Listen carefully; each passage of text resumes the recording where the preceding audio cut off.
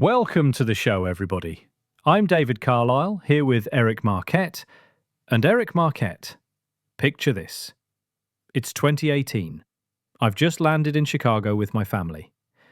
We're exhausted. We've got all the luggage, and I've successfully navigated the airport with my kids' mobility aids. We get to the curb for the pre-booked, quote-unquote, accessible hotel shuttle, and the driver just looks at me and says, "Oh, the lift on this one has been broken since Tuesday." Since Tuesday. So they knew for at least 3 days and just didn't flag it in the reservation system? Exactly. 3 days of dead silence. It was like a school assembly where the microphone dies and you're just standing there mouthing words to 500 eighth graders. You either panic or you rely on improv. I think we ended up bribing a specialized taxi driver with extra cash. But it taught me a huge lesson. In accessible travel, hope is not a strategy. Hope is definitely not a strategy. Especially when a single missing detail can strand you on a sidewalk in November in Chicago. Which is why in the travel tech world, we've started pushing this concept of the access script. It's essentially a pre-written, highly specific set of non-negotiable questions you deploy before booking anything. Okay, give me an example. What's on the script? So instead of asking, "Is your flight accessible?" which gets a meaningless yes, the script forces accountability. For an airline, you ask, "My wheelchair is 34 inches high, 24 inches wide, and weighs 250 pounds. Does your specific aircraft's cargo door have a clearance of at least 35 inches? And you ask, "My battery is a 300 watt-hour lithium-ion. What is your exact protocol for isolating that specific battery type?" Wait, 35-inch cargo clearance? I never even thought to ask about the cargo door dimensions. I always just assumed if it's a commercial jet, the doors are standardized. They are absolutely not standardized. A Boeing 737 might have a 35-inch height clearance, but an Embraer 175 regional jet often only has about 33 inches of clearance. If your chair is 34 inches, they are tilting it on its side to force it in, which is exactly how $15,000 custom wheelchairs get completely destroyed. Tilting a 250-pound chair sideways? That makes my stomach drop. No wonder so many chairs get damaged, which actually ties perfectly into the 2026 Rights on Flights push. This is the big advocacy movement right now, trying to stop the cargo hold nightmare entirely. Right, the FAA Reauthorization Act included provisions for this. What's the specific target for 2026? So the target is implementing crash-tested wheelchair tie-down systems inside the actual cabin. The goal is that by 2026, we see the first commercial aircraft where a user can literally roll onto the plane and stay in their own custom-molded chair for the entire flight. No aisle chairs, no transferring, no cargo holds. Staying in the chair for the entire flight. That fundamentally changes the physics of air travel for millions of people. No more relying on a 15-inch wide aisle chair that requires two strangers to manually lift you. Exactly. But honestly, waiting for airline regulations to change requires a level of patience that I usually reserve for baking sourdough. You know me, I love my sourdough. This advocacy is in the bulk fermentation phase. It takes forever, you can't rush it, but if you abandon it, the whole thing falls flat. While we wait for the airlines to bake, we have to deal with the hotels, which have their own massive data problem. If you go on Expedia or Booking.com right now and check the ADA compliant filter, the results you get are essentially a digital hallucination. A digital hallucination. I love that term. Because you click it and you get a room with a step up to the bathroom. Exactly. ADA compliant is a legal baseline from 1990, not a functional reality. A hotel can legally check that box if they have a roll-in shower. But what they don't tell you is that they replaced their mattresses last year. So now the bed height is 28 inches off the floor. 28 inches? That's absurd. A standard wheelchair seat height is usually around 19 or 20 inches. You're asking someone to basically scale an 8-inch cliff just to get into bed.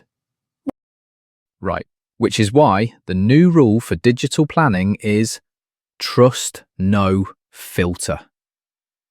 You have to demand direct verification. I'm telling people to call the front desk and ask for a time-stamped photo of a tape measure against the bed, or a video call showing the threshold of the shower to prove there's no 2-inch lip. I actually have a name for this process. I call it the coordination rhythm. Because when I'm traveling with my kids, I can't just rely on the hotel. I'm using Google Maps Street View for every single block of our route to the museum. I'm literally dropping the little yellow man on the screen to look for curb cuts at intersections. Street View is the greatest undocumented accessibility tool ever built. But what about the invisible needs? The sensory processing? The medical equipment? That's the other half of the coordination rhythm. Like, one of my kids needs medication refrigerated at exactly 36 to 46 degrees Fahrenheit. TSA has an exemption for medical ice packs. They don't have to follow the 3.4-ounce liquid rule if they are frozen solid when you go through security. But if they melt even a little bit and get slushy, TSA can confiscate them. Wait, if a medical ice pack is slushy, they treat it like a bottle of water and toss it. That could ruin thousands of dollars of insulin or biologics. Yes, it happens all the time. You have to carry the printed TSA regulation, specifically the TSA medical condition page, highlighted, ready to hand to the agent. It's exhausting. Honestly, I just want travel tech to be like my immersion blender. I want it plug and play. But right now, traveling with neurodiversity. See, 3 degrees in education and I still trip over the word. Perfection isn't the goal, David. But you're right. For neurodivergent travellers or those who are deaf or hard of hearing, airports are sensory chaos. That's where tech actually is stepping up. Apps like Live Transcribe can now pick up terminal announcements over the intercom and turn them into text on your phone in real time, filtering out the background noise. Live Transcribe catching the intercom? That's incredible! Do you know how many gate changes we've nearly missed because the speaker sounded like the teacher from Charlie Brown? So this brings us to how you actually survive the transit. I'm a big proponent of the digital access folder. You do not rely on cloud storage when you're standing in front of a confused gate agent in Frankfurt. Okay, so what goes into the folder? Local downloads only? Local PDFs, the airline's own special assistance policies, your medical equipment manuals, and crucially, time-stamped photos of your mobility aid taken at the departure gate 5 minutes before you hand it over. Under the Air Carrier Access Act, if they break your chair, they are liable for 100% of the repair cost. But they will fight you and claim the damage was pre-existing. The time-stamped photo is your silver bullet. A photo 5 minutes before boarding. That is brilliant. I'm stealing that. But I'll add my own physical counterpart to your digital folder, the repair kit. Because even with all the photos in the world, if a part breaks in transit, you still have to physically move through the city when you arrive. What's in the Carlisle family repair kit?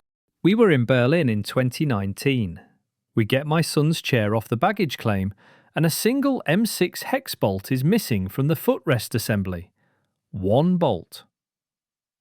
Without it, the footrest drags on the ground. The chair is useless. An M6 bolt. You can't just find that at a German airport kiosk. No, you cannot. But because of my background running high school unity clubs where everything breaks all the time, I had a pouch with heavy-duty industrial zip ties, a multi-tool, and a roll of self-fusing silicone tape. We essentially MacGyvered the footrest back together in the middle of Berlin-Brandenburg Airport. It held for the entire 10-day trip. Self-fusing silicone tape. That's an incredible hack. It's wild that you have to be part mechanic, part lawyer, and part logistics coordinator just to take a vacation. But the landscape is shifting. Look at things like Operation 2030. Yes, Operation 2030. For those who don't know, what is their specific mandate? It's a global initiative spearheaded by inclusive tourism boards targeting the year 2030 to establish universal digital standards for accessibility data, meaning an API that feeds exact door widths, bed heights, and sensory hours directly into mainstream booking engines like Expedia, so we can finally end the digital hallucination of the ADA checkbox. Universal data standards by 2030. That's the dream.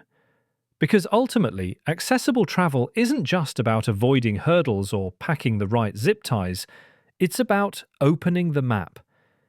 When we make the world accessible, we aren't just accommodating people, we're inviting them to fully participate in the human experience. Well said. And until that map is fully open, keep your time-stamped photos ready. And maybe pack an extra M6 bolt. Thanks for joining us, everyone. We'll catch you on the next episode.